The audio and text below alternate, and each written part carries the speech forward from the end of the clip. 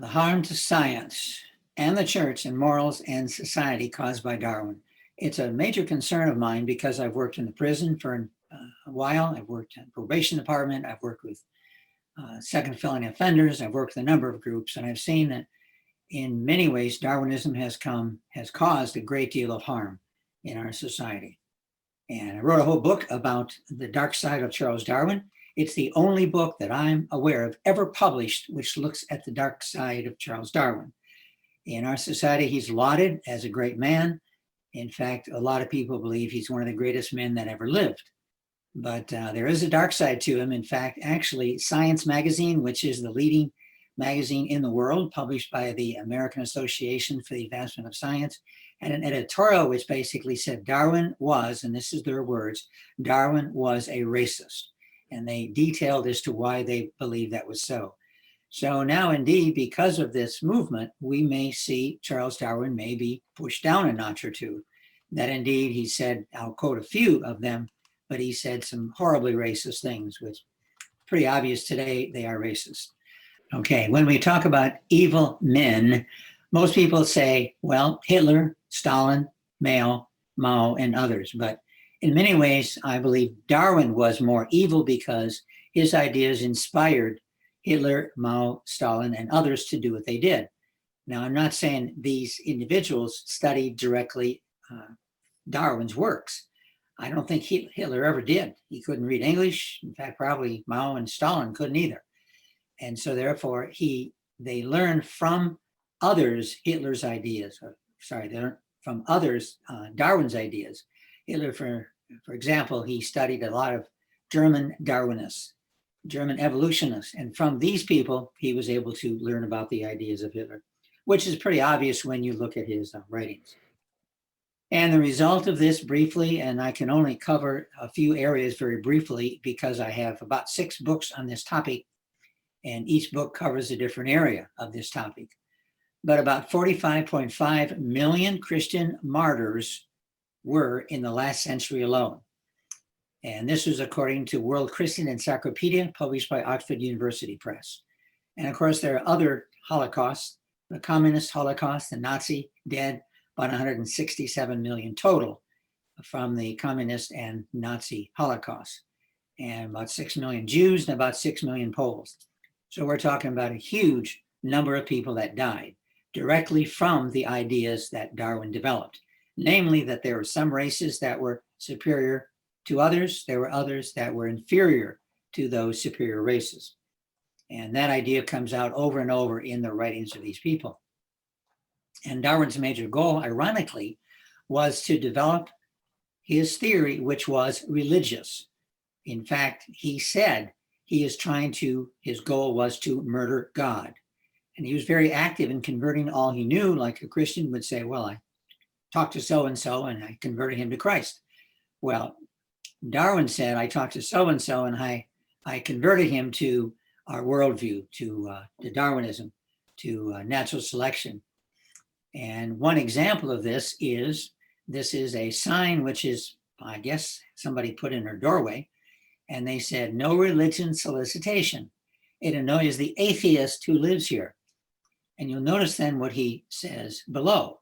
Violators would be subject to ridicule and dissertations on the Big Bang, evolution by natural selection, and superstrings. I'm not sure what superstrings has to do with this, but notice he said evolution. And this is obvious that he has become an atheist influenced by evolution. The problem historically atheism has had, and especially Darwin, of course, was that it is obvious that life was designed. Designs everywhere we look in the natural world. And of course, obvious examples are, our pets, or dogs, cats, and horses, and so on. But even in the insect world, when I had my microscopic class at the medical school, I looked at insects, spiders, flies, and so on. And the design of these critters is amazing, just absolutely stunning. And that surprised me when you look at dreaded insects, and some, of course, are dreaded. Some are like flies are a bother, I guess, more than dreaded. But when you look at these insects, you can see how incredibly well designed they are and what they can do. which is really quite amazing when we study it. My entomologist friends say to them, the main evidence for God is the evidence for and design of insects.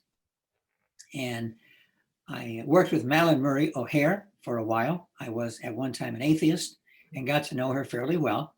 I actually got along quite well with her, I guess because she published everything that I wrote for her, and that's always nice, and she had good things to say about my writing. In fact, she said I was a catch for the atheists.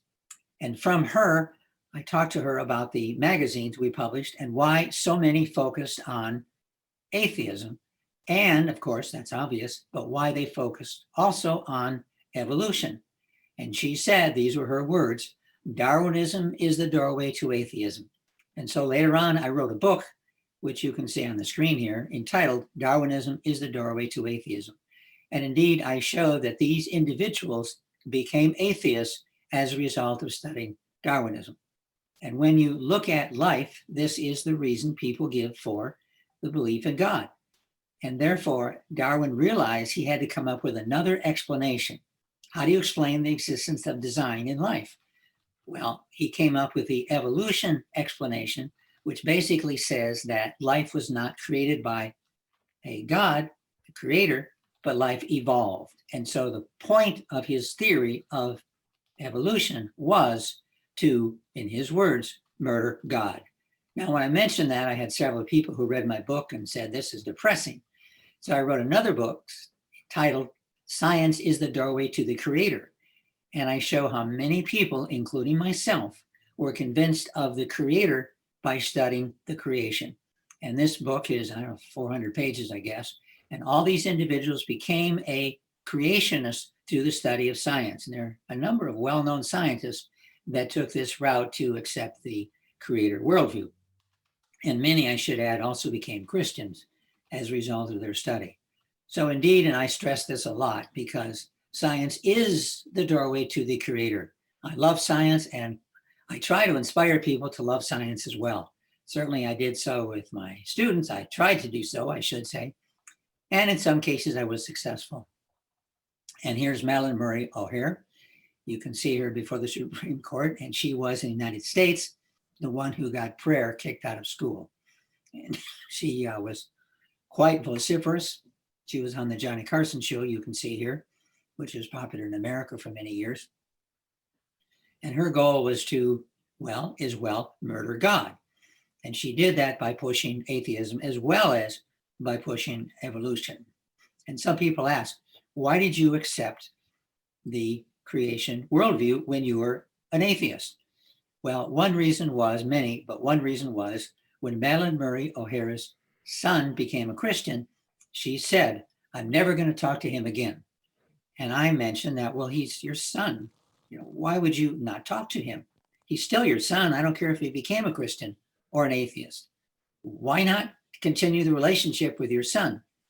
And she said, look, I'm an atheist. I'm not a Christian. We don't have to love our enemies. I'm an atheist. We can hate our enemies, and I hate my son because of what he did. And Darwin concluded his theory replaced God, and therefore was actually a God. And many quotes I could use would show this, but one which Darwin said, I speak of natural selection as an active power or deity. I mean only the aggregate action and product of natural law, which he said was how we were created. Therefore, it was a deity. Darwin also said, I would give absolutely nothing for the theory of natural selection if it required miraculous additions at any one stage of descent, which would make my deity, natural selection, superfluous. In other words, we can see that he was not supportive of theistic evolution. So many people today, they say, well, why not believe in both? Believe in God and evolution. Well, Darwin made it very clear that that was not his goal. He did not want you to accept God in any way, shape, or form. And therefore, his goal was to murder God. And if you're a theistic evolutionist, that doesn't deal with his goal. That doesn't solve what he was trying to do. And a well-known student of Darwin, Peter Bowler, said, Many leading Darwinists accepted Darwinism purely because they saw it as a means of achieving the destruction of theism and the establishment of naturalism. First, the goal was among scientists, then among the population at large. And that I learned when I was part of the atheist movement was their goal as well. And Provine, a professor who taught at Cornell, said when Darwin deduced the theory of natural selection to explain the adaptations in which he had previously seen the handiwork of God, he knew, therefore, that he was committing cultural murder by murdering God. And two books that I wrote which cover this, one is Hitler and the Nazi Darwinian Worldview, and I show how important Darwinism was in Hitler's philosophy and also in his disciples. By the way, there are 12 people in this book that I talk about, and I named it originally Hitler and his 12 disciples. And the publisher says, no, you're not going to name it that. So they came up with the title which we have now. And this has been by far one of my best-selling books. In fact, probably I've sold 30 or 40,000 copies of this book. It's very readable, very easy to follow, and makes the point quite clearly. Another book I authored was How Darwinism Corrodes Morality. And I show how Darwinism was important in the so-called moral sexual revolution. And I have a chapter on each of the areas. By the way, both of these were published in Canada, and the publisher I worked with is in Canada. I couldn't convince an American publisher to look at them, but ironically, Canadian publishers were very anxious to publish them, and they did a good job on both of these books. And then the theory is basically that materialism explains everything, or as Carl Sagan said in his famous film, Cosmos, the cosmos is all that there is or ever will be. And indeed, that's what he believed. No God, no creator, but the cosmos is everything. And essentially that is materialism. In the end, genetics has proved the Adam and Eve story in Genesis to be impossible. Evolution actually is what he means. Without Adam and Eve's story, there would be no original sin. Without original sin, there would be no need for Jesus. Without Jesus, the Christian religion falls apart completely.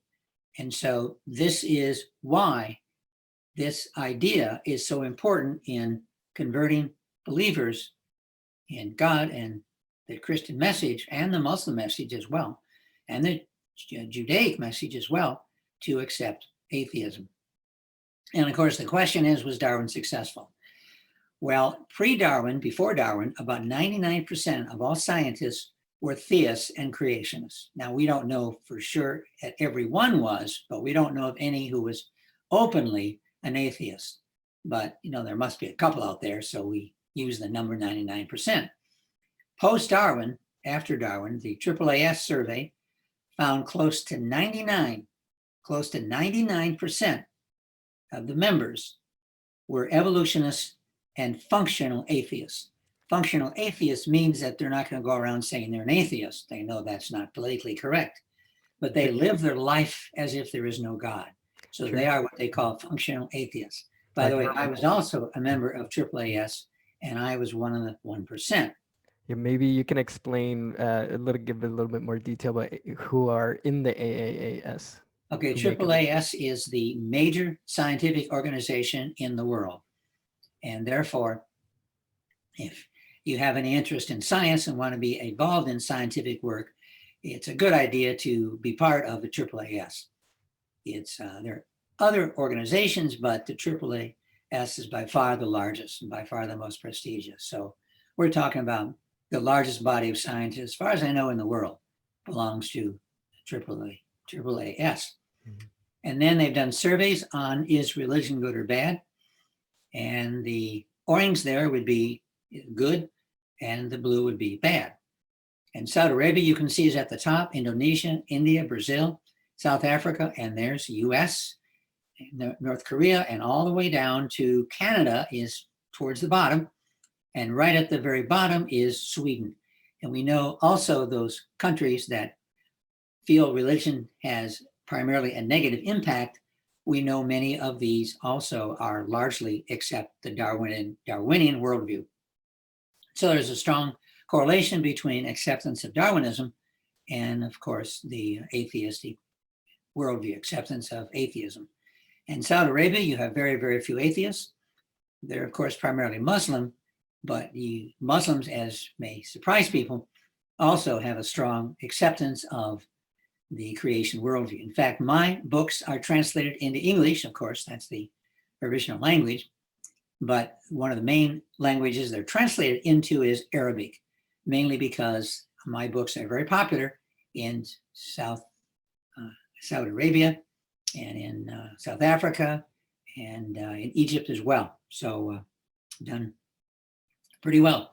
The implications for us: about 2/3 of all children reared in theologically conservative churches walk away from the church, and many from Christianity altogether. Now, some, of course, come back, but why is this number so large? This, by the way, was an extensive scientific study done by Brett Beamer, who is a survey person. It's what he does for a living.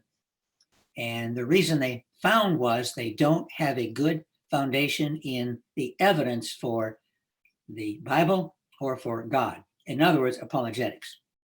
And so from the survey, they realized that teaching Bible stories is not going to help many people stay in the faith. You have to give them justification, evidence for the acceptance of God and, of course, the scriptures. And so this is why apologetics, and your ministry, I might add, is very important. You need to help people realize there is a case for our Creator as well as for the scriptures.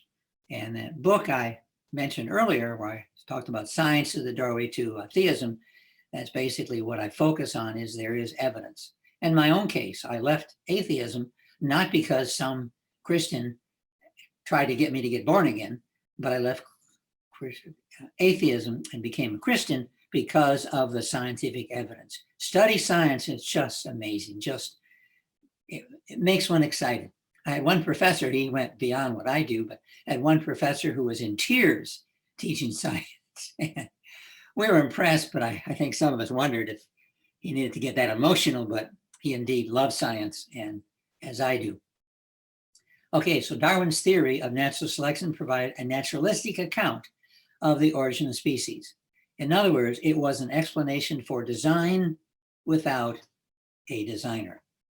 And Darwin knew that if evolution by descent were true, then the argument from design was dead, and all that went with it, namely God, life after death, moral laws, and the ultimate meaning of life.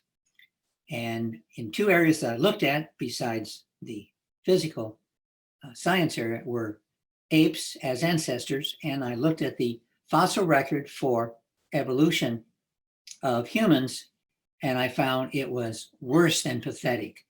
There are a lot of claims about this being our ancestor and some other fossil being our ancestor, but all I had to do was look at the critics of each theory, and every theory there is has critics who are also professional paleontologists.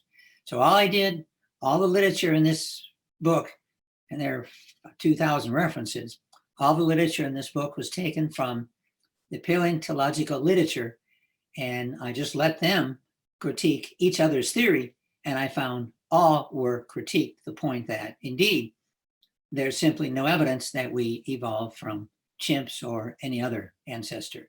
And then the fossil forensics book, I looked at the fossil record for all basic groups, for birds, for mammals, for reptiles, and so on, and found there is no clear fossil record for the evolution of any creature.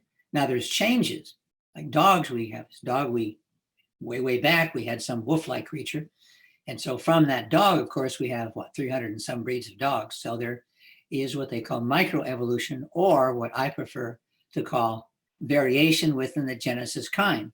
So there is, if you want to call that, there is evolution, but there is no evolution from non-dogs, for example, becoming dogs, or non-whatever becoming whatever. And so therefore the fossil evidence is very, very clear. So I find this, by the way, very rewarding work. My wife says, why do you spend so much time on this? I mean, is this that interesting?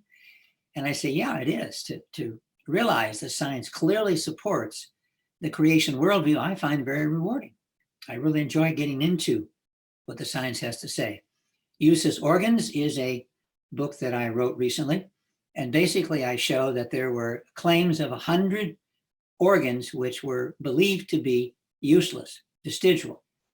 And we now have evidence that every one of them have a very important function, every single one of them. In fact, this is the first area that I looked at, was because I thought this would be easy to research. Are all these useless organs like the appendix and the tonsils and the adenoids and so many other structures, the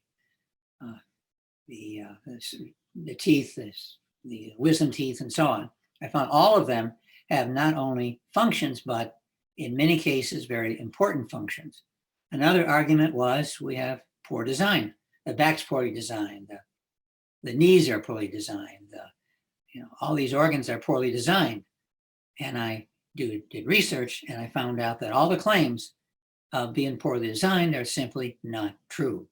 That indeed, they all are well designed, and that's what this whole book is about. I think they're about 400 pages. And then there are many more people now who, through the science, are realizing that evolution is problematic, and these people run against problems. One way of winning an argument is to present the evidence.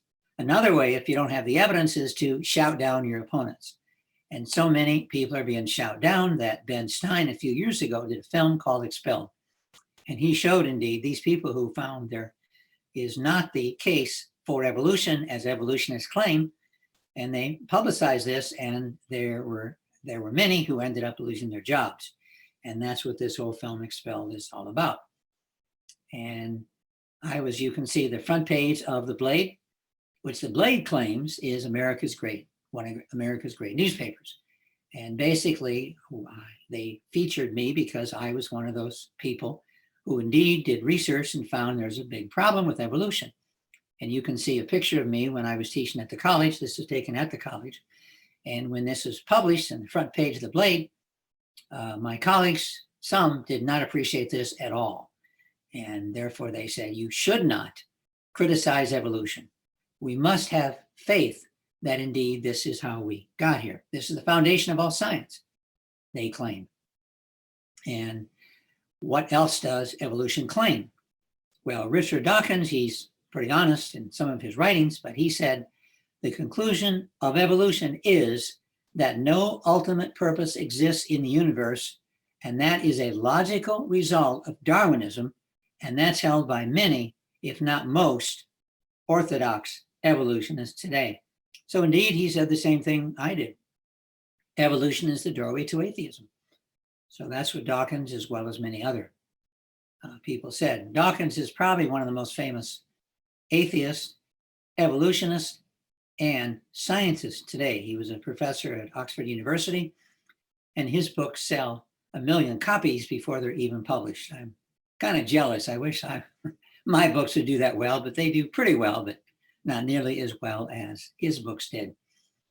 Recently, there's been a lot of talk about women and evolution. And Darwinists once widely taught that women were at a, quote, lower level of development than men. Why? This is due to an earlier arrested individual evolution in human females. And there are chapters in books about evolution which try to document that women had smaller brains than men. Women are believed to be eternally primitive and childlike, less spiritual, more materialistic, and one evolutionist, Darwinist, said, a real danger to contemporary civilization. Well, this is obviously not politically correct nowadays, but it's amazing. In fact, I'm just doing a whole book on the teachings of early Darwinists about the level of development of women, females, human females in our society. And I'm finding it's quite widely accepted for the first 100 years after Darwin did his book. And many of these individuals were inspired by Darwin to believe this. And when I mention this, some people say, oh, he didn't say that. So here's a photocopy of Darwin's book called The Descent of Man. And he basically said that, well, I'll read the last line here. The average of mental power in man must be above that of women. And he said quite a bit about how men were superior to women. And that's ironic in that Darwin was married to a beautiful woman who was very intelligent. Darwin himself said, I'm not fluent in really any languages. And he had a hard time with English, by the way.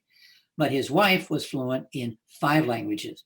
In fact, she edited, and his daughter as well, edited extensively Darwin's books. And Darwin admitted that I would not have been able to do what I did without the help of my wife.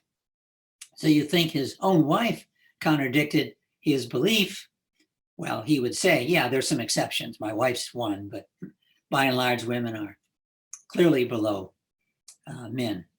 And these views were not those of a small minority, I should add, but were a, quote, majority view in the late Victorian period. And we know Darwin's writings, and this is clear from the writings of these people, played a major role in the development of this attitude. Darwin was also a racist. I mentioned at the beginning, an article was published in the major science magazine in the world and came right out and said, Darwin was a racist. He believed the lower race would go extinct. He also opposed helping the sick because they should go extinct because they're inferior. And I have several books on this as well as several talks.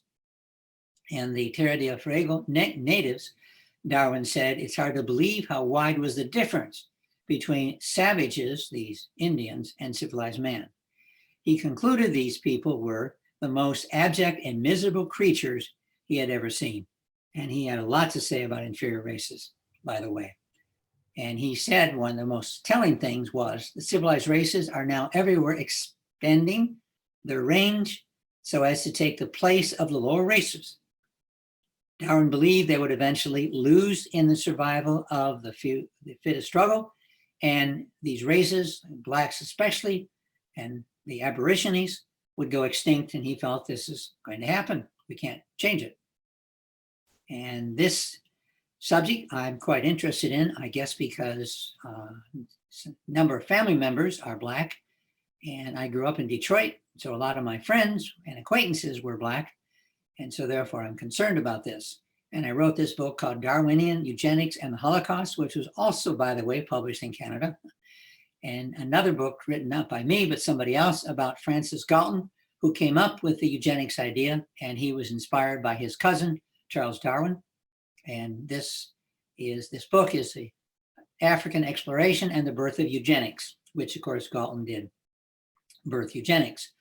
Also the Kinsey work. Kinsey his father was a pastor, and he left the faith, the Christian faith, and became an atheist and became the founder of Western sexual revolution. And he was very promiscuous with students. In fact, when you read what he did today, even today, I don't think it would be accepted, but he had sex with his attractive female students, and he filmed this. At least I'm told. I haven't seen the films, but they are on file at the Kinsey Institute at Indiana University. And if you get permission, you can go through and do research there, and you can watch these films. And they're films and books and so on. And Kinsey indeed brought about the sexual revolution in the West. And there you can see a picture of him on Time magazine. And the Kinsey report came out, and he wrote 2 books, Sexual Behavior in the Human Male and then Sexual Behavior in the Human Female. And when you read these, what is striking is how horrible the research was. It was irresponsible. For example, he interviewed a lot of people who were in prison for sexual offenses. Now, what kind of data are you going to get when a large number of people you interview were in prison for sexual offenses? Well, he said they're available. You can go there and interview them without a problem. Well, that's true, but it's just among the most appalling, irresponsible research I've ever seen. And I've looked at a lot of research, but it's very bad. But yet he changed the world. He changed the world. One interesting experiment was they wanted to breed Negroes and apes. After all, since Negroes are inferior race and the higher apes are close to Negroes, why can't they interbreed? So he wanted to make Himanzis, that's what they called them, and Ira Ivanovich attempted to create a human-chimp hybrid by artificial insemination. And he did this in the 20s, I think 22, and he tried this 24, I believe. But he inseminated female chimps with human sperm, but failed to achieve even a pregnancy. In fact, he failed totally to get even close. Now we know, of course, there are a lot of reasons why, but he was optimistic that this would work and this would prove, in his terms, evolution. And the evolutionists strongly supported this research, which was carried on for several years. In fact, it's still being carried on by some people today, attempting to do this. Now, today we see this is. Where was this carried out? This is, well, ironically, it was carried out in Africa. And the German government, who birthed the Nazi, said, you're not going to do this because we're in Africa helping the Black population. You're not going to do this research. And so they had to lie to the German government and the people in South Africa and in Africa, period, that indeed we're not trying to do what they're trying to do, but we're just doing routine examinations of the females here. We're trying to help the females' health problems. And so he lied to them, deceived them with what was going on in order to do this research. And it's just hard to believe that the Nazi movement was developed a few years later, that they were so concerned about the image they had in Africa that they were concerned about this research. And here, was this the future? And the goal was, by the way, to breed these people, these humanzis, and then they could be used as servants. Military, for example, they could fight wars and work as slave laborers. And so there we see one of the pictures, how someone pictured the human chimp breeds. Margaret Sanger, now she's finally getting exposed because of the movement in the West relative to racism. And she said, these were her words, we don't want the word to get out that we want to exterminate the Negro population. But indeed, that's what she wanted to do. And she made it very clear in her writings, which, by the way, are still available today, that she wanted to basically build birth control clinics and abortion clinics in Black neighborhoods. In fact, most, I understand now, are still in Black neighborhoods. And we wanted to reduce the Black population because they are inferior. And she later on said, the most merciful thing that a large family does to one of its infant members is to kill it. As she said, lots of similar things, but these are a few. Now, there's a birth control abortion clinic in New York, I understand, named after her. And they are now thinking twice about naming this clinic after her because her writings are, in some ways, they're worse than Darwin's. They're pretty clear in what she wanted to do. And abortion, since 1980, about 1.5 billion induced abortions occurred among Blacks. So I guess her work is still being carried out. But among Blacks, abortion is the number one cause of death, number two, cancer, number three, heart disease. And so there are still people who are trying to do what she wanted to do. And this was vetted by a very important University of Michigan scientist, Jim Neal. And you can see a picture of him here. And he's on the cover of the American Journal of Human Genetics. And he testified before the US Supreme Court and basically said, at the time abortions occur, we're not talking about a human, we're talking about a fish. It has the traits of a fish. It has gills, it has other traits, gill slits, that fish have. And this was, we don't know how important, but this was one reason that the US Supreme Court utilized to justify abortion. Now we know, of course, these ideas are totally foolish, that you're not a fish at any stage of your growth in your mother's womb. And this is one of many examples. Haeckel's fake drawings, you can see at the top here, these were his drawings. And Haeckel, by the way, was an incredibly good artist. His drawings were unbelievably beautiful. He was incredibly good at drawing animals and plants and so on, and flowers. But you can see below that are what the real embryos look like. So we're not talking about lack of talent. We're talking about forgery. These drawings were openly forged. And don't take my word, there's a book done by Nick Hopwood, published, I believe, by Oxford University Press.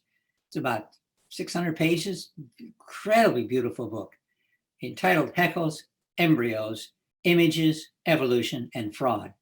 And he demonstrates effectively how these were fraudulent, purposely trying to mislead the public into accepting evolution. It was quite successful, by the way, because these drawings were in the biology textbooks for a century and a half almost. And as a young man, and of course my book about the dark side of Darwin goes into Darwin himself, although I admit he was a good husband, he was a good father, he had many good traits. His friends said he was a very good person, but he had some negative traits. One, he loved to kill animals with anything he had, including hammers. And he kept a record of the animal kills that he had. And when he was a young boy, Darwin, and these were his words, he beat a puppy simply from enjoying the sense of power. And we just got a new puppy, and I'll tell you, somebody who beats a puppy is really bad in the pale. And one example of his forgery, I'll get it, was he had drawings in one of his books, and he claimed that this was an example of startle or fear or other emotions. And what he did was he produced, in this case, a number of mental patients, and they put electrodes to their face. And as a result, you can see this picture on right here. You can see as a result, you ended up with the expressions that he got. And he never mentioned this in his book. He claimed in his book that these were normal emotions of people. And you can see another example. Now, the lower picture, you can see the electrodes, but he doesn't explain that they're there. And in many ways, I think Darwin was an angry man. Why is debated in the literature. Some people think he was angry because he lost his daughter, Anna, when she was 10. And as a result, his favorite daughter, ironically his daughter, his favorite child, and he was very angry after this. It's hard to say, but this anger shows up in his face. And if you look at him, and I just did a presentation on Darwin a few days ago, and I asked the audience, what does this look like? And boy, right away, several persons said, it looks like he's an angry, unhappy man. And I said, yeah, that's what he looks like. So the psychology of Darwin, by the way, many people have written books about it, and including me. And that is the end of my presentation. Great. Thank you very much, Dr. Bergman. Yes, PowerPoints on all these topics, so I combined like 12 PowerPoints into one.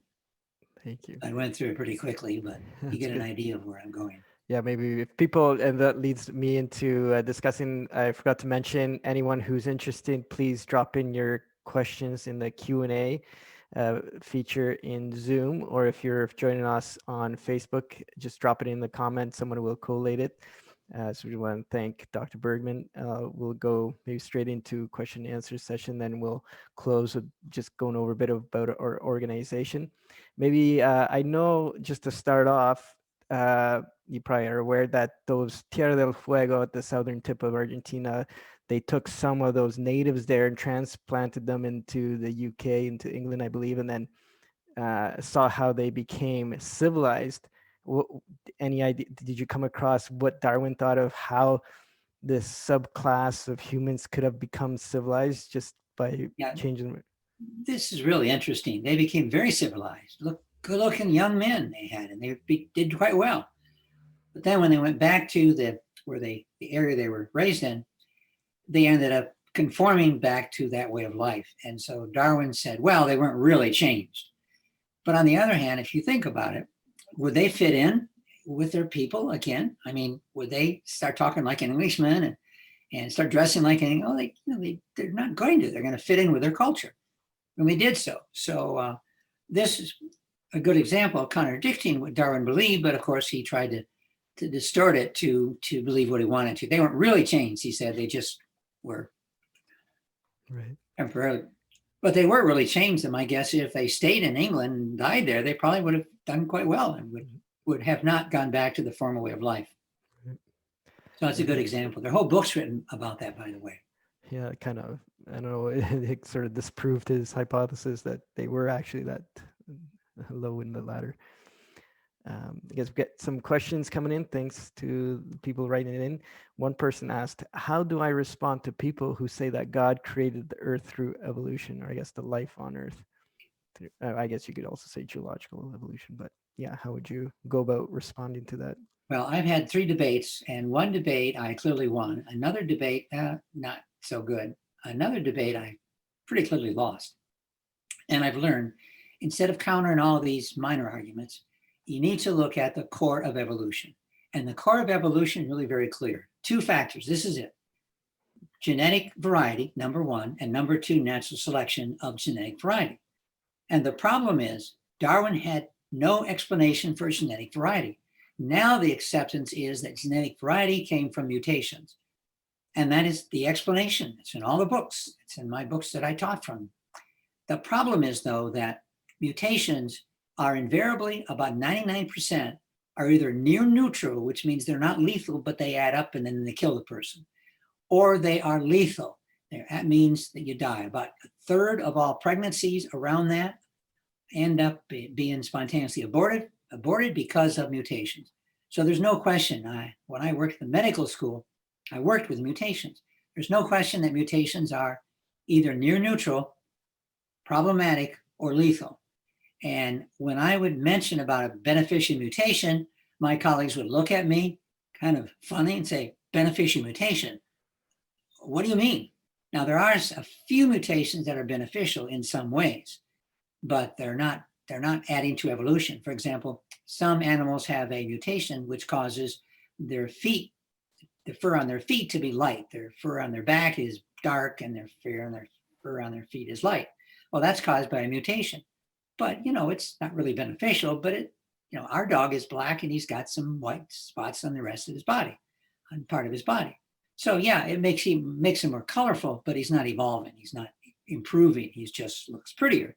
And that is a mutation. So there are a few that are beneficial, but they're very, very few. They're 1 out of a million maybe are beneficial. And maybe could you maybe expand? There's the issue of Haldane's dilemma, how everything is essentially going towards extinction. I don't know if you want to elaborate anything on that. Right, because we know, and this is something we dealt with in medical school, we know that the mutational load is adding up, that each generation adds so many mutations to the race, to, in this case, humans, and the case dogs, of course. And we know that, and that's clear in medicine. So the goal is we have to try to overcome ways of dealing with these mutations. And there are a number of ways that we've tried to do that. For example, nutritional deficiencies can be made up by a better diet. And so diet's one way. Genetic manipulation is another way. We can, for example, muscular dystrophy, and there are other diseases that are inherited and they're pretty lethal. And so how do we deal with these? Well, Christians may not agree with this, but one way is you fertilize 10 embryos, basically, 10 zygotes actually, and then you select the zygotes that do not have that mutation and you implant that in the womb. 60 Minutes did an excellent story on this, and it was a Christian couple, and the woman, she did have the mutation for breast cancer, and she knew she was going to, highly likely she's going to end up with breast cancer. And so she elected to have a prophylactic mastectomy when she was like 26 or 27. And she went through a lot. And she did not want her child to go through the same thing. And so she elected to take the 10 zygotes and then to implant the one in her womb, which did not have the mutation. And she said she struggled with that. Is that right? Is that the way to respond? On the other hand, she struggled with the fact that what she went through, realizing she's going to have a prophylactic mastectomy and she's perfectly healthy, she realized that is very difficult. And of course, it could develop cancer and she could die from this. And so she elected to do it the other way. So that is up to the personal person. But on the other hand, that is one approach which is possible, I guess, if you would like to go that way. Because related to this, you're probably familiar with BioLogos' support of evolution through genetics. What are your reflections on the genetic evidence that BioLogos usually presents? It's probably around human evolution, I suspect, or even, I guess, animal as well. Yeah, I did a lecture at Michigan State University, and there were a bunch of BioLogos people there. And so I went out and I tried to talk to them and explain them how in the world could they accept evolution when the evidence against it is so overwhelming? It's not even a debate, it's just overwhelming. And they said, well, we can't really respond to that. We just have degrees in theology. I said, you mean you have the evolutionists must be right because they're the dominant belief in science. So therefore they must be right. I said, but have you read about this? Have you looked at the other side? Well, no, because the evolution are right. So why should we look at the other side? And I thought, terrible. This is just awful. I love to have debates. I wish I could have more, but yes, yeah, maybe I'll get somebody really good and I'll lose. But I think you might want to touch on this tomorrow's talk, Neanderthal, but I know they talk about the chromosomal like fusion at site number 2, like humans have, was it 46 total, which is two more than, is it, no, fewer than chimps. I forget what it is. Yeah. And so chimps have two more. And two so more chromosomes. Yeah. So then they suspect, or they speculate that then two from the chimp joined together and made what is number 2 in the humans. And then I guess they cherry pick what's common, but I don't know, maybe that's a big one that they seem to advocate. Yeah, and that's ironic because you can look at the genomes are online. You can look if you have the tools to analyze it, and we did that. We analyzed it and found they're not 2 centromeres. If it was a fusion, you have to have 2 centromeres. There's 1 centromere. There's not 2. It's not a dead centromere. There's a gene there, and there's not 2 fusion sites. The telomeres, of course, there's should be 1 telomere on each end, and then the fusion site should be 2 telomeres. Well, they're not there. And telomeres are always what are at the ends, right? Right. Telomeres are at the ends, right? Which we fascinating subject by itself, by the way. But you don't find 4 telomeres, you don't find 2 centromeres. So there's simply no evidence for the fusion theory. The fusion theory is simply wrong. And you analyze the genome there. You can analyze if you have the tools or blast other programs that would analyze it. It's not hard to do. You can study it, and they're finding that indeed there are genes there, there are functions there, and they're not useless. Yeah, it wouldn't make sense that different parts that weren't genes come together to become a gene during a fusion event. That's a bit odd. Now you do get fusions occasionally. That does occur, so that's not totally unknown. But that is not what's going on in this case. It's not a fusion. So a question, another one here. The idea of design in living entities is gaining acceptance, but what about the construction of these entities requires super intelligent work? I'm not quite sure what the questioner is getting at. Like, okay, I guess, what are they? The idea is if you find evidence for design, and you do everywhere in the natural world, and that's one reason I love to study the natural world. If you find evidence for design, then that means there must be a designer. And that designer, you only have one choice, it's God. Now you might disagree what God it is, if it's Allah or if it's Yahweh or and so on. But on the other hand, it does indeed point to a God. And therefore they realize that the doorway to theism is indeed study of design. And but there are people who state that, yeah, there's evidence for design, but we don't know who the designer is. And some people don't want to go the next step. But on the other hand, it's pretty obvious that either was a designer or there isn't. And so if you have evidence for design, there must be a designer, and therefore, who is that designer? Yeah, and I think even those who are confronted and are agnostic or atheistic, then they just want to push it. They say, oh, it could even be an alien civilization that's got a kickstart of millions of years ahead of us and implanted panspermia, like they seeded life on Earth.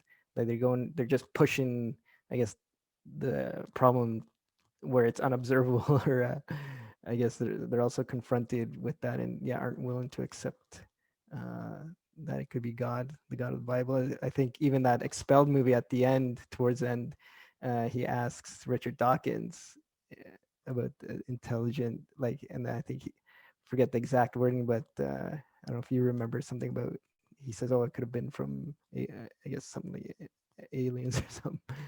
When I taught in my class and I mentioned that panspermia idea, students invariably would raise their hand and say, well, that just moves the problem somewhere else. I mean, it doesn't solve the problem. It just, they came from Mars. Well, how did they get on Mars? They came from Andromeda galaxy somewhere. Well, how do they get there? So it doesn't solve the problem. It just moves it somewhere else. Yeah, and then it's almost like beyond observation, because light travel, like the distances are just ridiculous. I think one of the questions is a good one, I guess. What of the sciences of science, was it that led you to leave atheism? What aspect of it from your testimony you shared a little? What specifically? Biology primarily. The first thing was vestigial organs, because I figured that would be easy to deal with. I mean, do they have a use or don't they? So they listed all these organs in my biology book that were vestigial, and I just went to the library, went to the medical school library, and I just looked it up. Looked them all up. That's the appendix. That doesn't have a function. So I looked it up, and I found there lots of articles which said it's got a function. It's got not only one function, but it's got like 5 functions. So I took the next one, the plica semiluminarius, and I found that had a function, and an important function. I just kept going down the list, and it was very rewarding because it's fun. It's like finding buried treasure. It's in here somewhere, and I kept digging, and I found some, and so I keep on digging. So I found the answer to my question. I just kept on digging these treasures and found, indeed, as I said in one video I did, from 100 to none. And they all have a functional use. In fact, some have quite an important function. Even very minor things have an important function, like fingernails. And I lost part of my finger, so I know I can't pick up a pencil with that finger because I don't have a thumb. You have to have a thumb to pick up pencils and other things. So thumbs are pretty important. You can live without them, but on the other hand, I prefer to have fingernails, on my thumb and my other fingers. Right. Yeah, no, I think that's one of the more clear observations of like how much Darwinism has harmed science, because Darwinism already starts out with the assumption that there isn't purpose, so people aren't going to go looking for purpose to begin with. Same with like just like these vestigial organs, but even junk DNA. Oh, we share common ancestry. There had to be many mutations, so lots of it can't be really in use for it to kind of get us to where we are. So we're not even going to look at what function this part of the genome has or something. Yeah, So yeah, that's good point. Yeah. So yeah, many evolutionists recognize we made a mistake in labeling these things useless or vestigial. We made a big mistake. It impeded research, and so a number now. See, this was a problem in the past that we never should have said these are useless. Just say we don't know the function yet, but let's keep looking, and we'll find out what it does. Usually, yeah, that's what it is. But yeah, from a teleological, like that God created us with a purpose, would lead us to go investigate these things, I think. So that is a good platform for doing science. So someone here is asking about, or thought he must have heard that Darwin was supposedly actually a Christian. On his deathbed, he mentioned that he never expected his theory to be taken the way it was, but you were kind of showing how atheism was the purpose behind the message that he was trying to spread. So he's asking, is there any truth in him, Darwin being a Christian, and his deathbed story, or is it just wrong? Maybe a little history, even where that came up. And yeah, that's been talked about a lot, and there's a claim that indeed he had a deathbed or close to a conversion, and there's mixed evidence. It's just some claim he did, some claim he didn't. I'm not sure if we can ever answer that question, but I think there's a pretty good case against the conversion, because his family, who were there until he died, said no, it never happened. But then again, maybe his family lied. So it's something that it's hard to determine, but certainly that doesn't negate his whole life, what he did when he was, but yeah, and I heard it was first published or told like many years after the fact. So yeah, I think it gets hard to verify if it's that far removed. Someone asks, do evolutionists try to find help for their case in the study of epigenetics? So maybe a little bit of background, what exactly is epigenetics for people who don't know, and then how do they, when they're confronted with this, how do they spin it to say it fits evolution? Okay, epigenetics is where genes can be turned on or off by a complex system, by methylation actually, and acetylation. They can be turned on and off. And it basically blocks the gene so it can't be transcribed. That's epigenetics. And yeah, they try to use that as a way of explaining evolution, but the problem is epigenetics is it's a very complex system. And again, we're looking at a system that had to be designed and created. And epigenetics, you start turning off certain genes and it's lethal. So it has to be regulated so that they turn off only genes that should be. And when we are born, not shortly thereafter, the epigenetic system, ironically, In males, turns off a whole bunch of genes. In females, it turns off another set of genes. So that makes males and females much more different. And that's why if you spend much time with the opposite sex, you realize they're in different worlds than, women are in different worlds than you and I as guys are. And so indeed, there are a lot more differences than we first imagined. And one finding of epigenetics, which they call imprinting, by the way, is a result of realizing that the differences are not just the X and Y chromosome, but there are thousands of differences as a result of epigenetics. And we now know that genes can be turned on and off by diet and by exercise and by mental attitude and so on. So we're realizing that body and mind are one in more ways than we thought. But oh yeah, epigenetics is an exciting area, and creationists have been really enthused by that because it just is another level of design. And by the way, when it was first discovered, as well as the transposition that was discovered a few years ago, they first thought, it's impossible. You mean genes cut themselves out and go somewhere else, take trips, take vacations? It's ridiculous. And yet we know now that's a common means of producing variety. And as a result of that research, which has now been proven and accepted, and of course the founder of that, the woman who did that, got a Nobel Prize. And so again, all that does is just show more complexity of the genome and of the whole system. It's layer upon layer of complexity. Yeah, no idea, probably Darwin, what's going on in these cells. I think had absolutely no clue. Just the level of complexity. So someone's asking maybe if you can elaborate a bit more about how abortion is a method of eugenics, or is it even, would you say? Well, of course, Darwin thought it would be, or at least the loss of lives. He thought babies that were sick and we should not help them severely premature, for example, we should not use treatment because they have inferior genes, and therefore they have inferior genetic background. Of course, he didn't understand genes at his time, but they were inferior individuals. And now, of course, we can save a lot of children that have major genetic problems. And so it's, of course, people who are, I guess the best example is Down syndrome, trisomy 21, or Edwards syndrome, as well as Tau syndrome, what they call trisomies. And a lot of people feel, well, if you've, in Europe, for example, certain places, if x-rays and other measures, I guess they do sonograms actually more often, but if the sonogram indicates you have a Down syndrome child, then you can abort it. And as a result, there are huge numbers of Down syndrome children that have been aborted in these countries. And therefore, that's a way of survival of the fittest. Well, this would be not survival of those that are unfit, which Down syndrome children are. Of course, now many of these can't reproduce anyways. And but the concern there is that I have is that if you've ever worked with Down syndrome children, they are the most delightful children you'll ever have. I have a friend of mine who's in her 90s now, and she's had 4 children. The last child was a Down syndrome child.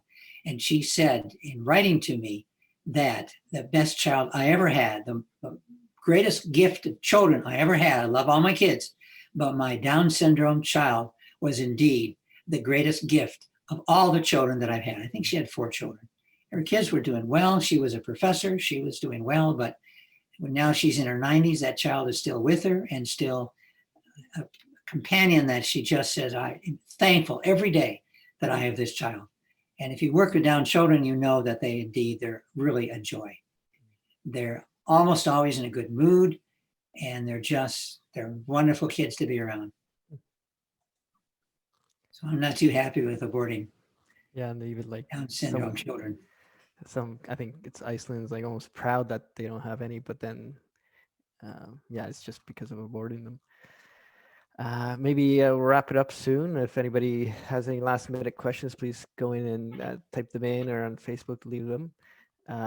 One person is asking, he can't understand why a scientist says that carbon dating with a half-life of 5,730 years can yet talk about millions of years in regards to fossils. That was from Facebook, I guess. Maybe. Yeah, well, they just use other systems of they use dating, rubidium, strontium, and there are many other systems they use. And the more you study this, the more you realize these systems of dating are problematic. One of the main things is that a fossil is dated 50,000 years. Then A month later, it's dated at 230,000 years. Then a couple of years later, it's dated at 2.6 million years old. So the dates change a lot. They can double, triple, etc. And so you realize how guessy these dating techniques are when you look at they change. And that's important when I'm doing articles because I want to know what they're dated at. And so I put down a number and then I do more research and I find, nope, that's not right. There's another number. And so I had to revise my article several times before I get the right date. But the dates are they will admit in many ways they're guesstimates. And in some ways they're enormous guesstimates. Well, it's also interesting. I believe they don't actually date the fossils directly themselves. Otherwise, they would use carbon date. They could use probably carbon dating, but they don't even want to try. I bet, like dinosaurs, they have to use the rocks around the layers that the bone is found, the fossil. Which is a problem, assuming the fossils are the same age as the surrounding materials. Hopefully, there's much more that can be said about that. It's a big topic of its own. Make sure you can try and get some resources more from us about the different types or why it really is unreliable. If it can't be reliably used to date things of known age, why trust it for unknown age? Yeah. And then maybe last question. So if nobody else has any more, do you know much about the new science of atomic biology? I think that's an inside question there. Yeah, I'm aware of that. They're trying to basically look at design in the natural world and point out the fact that this design demands a designer. And atomic biology is just looking at the basis of life is biology made out of atoms. So atomic biology says atoms assemble together to make molecules, molecules assemble together to make tissues, organs, and so on. So at the base of it, we are made out of molecules.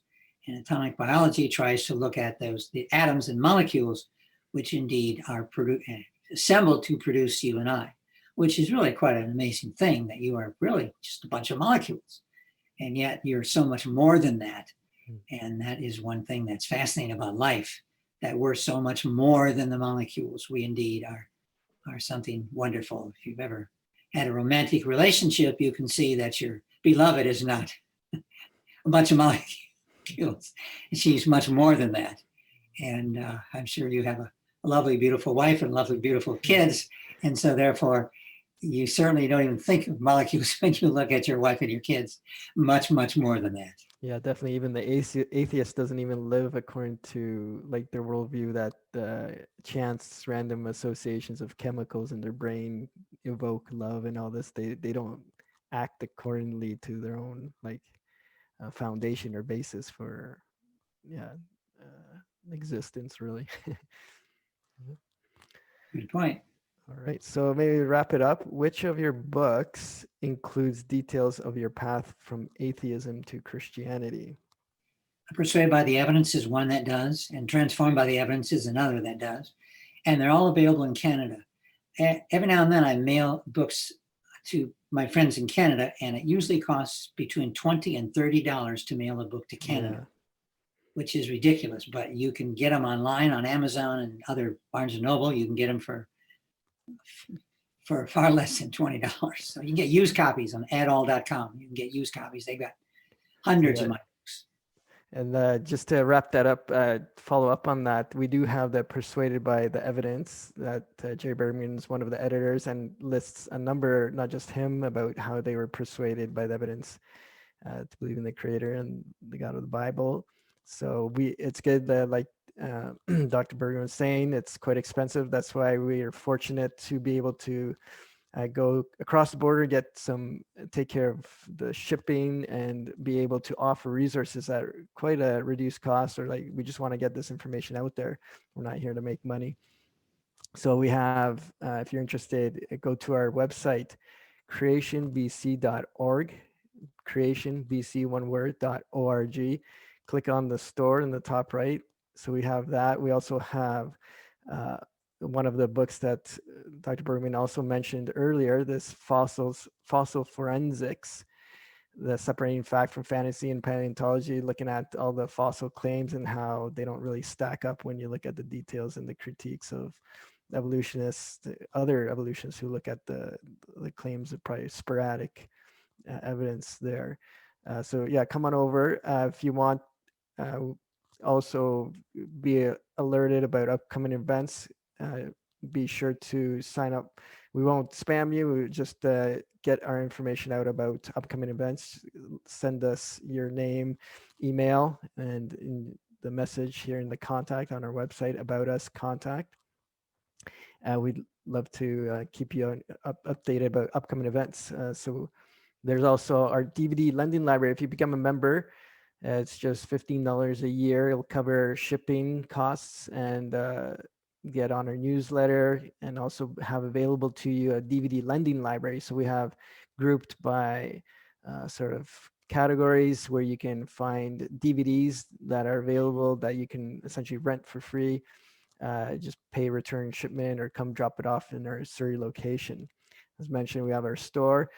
Jerry Bergman has recently come out with a book with our sister organization, one of the people there, written Wonderful and Bizarre Life Forms of Creation. So Dr. Bergman's researched tons of animals. It's almost like you should make an encyclopedia of animals, because you go through one by one, explain the amazing design, and then also how evolution fails to explain how they arrived to be where they are here from their supposed common ancestors. So definitely we can get you this. We don't have it in store right away, but we're trying to get copies, or there's a local place we can let you know where to pick it up, or from our sister organization in Alberta, they also carry it. So I think I also want to mention, don't forget, tomorrow night, please come back, join us about Neanderthals, an evolutionary link, or our brothers. So often, for many years, had been claimed for decades to be on our line of descent. Then they got switched off to be in a sort of side branch and so on. But very interesting discoveries that are being made. So there's also, I think, we have this slide here just to show. I want to thank everybody who's been on with us, and yeah, please check us out. Check us out on Facebook as well. Facebook.com/creationbc.org is where you can find us.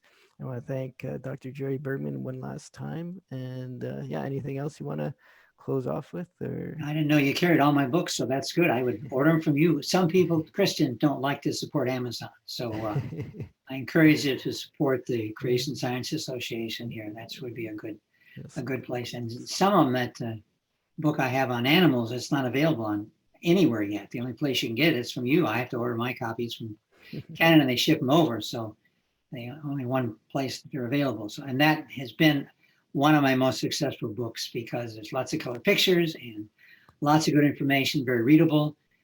So I encourage you to pick that up, especially if you have kids or grandkids. It's a good book to read from, or have your kids read it. You learn a lot about animals, as well as about, is there evidence for evolution? And I go into that in all these cases. I look at the evidence for evolution of these animals. And I'm hoping to do another volume, the same thing. And eventually I'll have maybe 20 volumes, which will cover the same thing. I'm hoping to cover just about every major group of animals in this series, but it takes time and years of work. So, but good. I'm learning something myself about your group, so that's good. Well, thank you for joining us, and we'll see you tomorrow. Thanks, everybody. Okay, we'll see you tomorrow.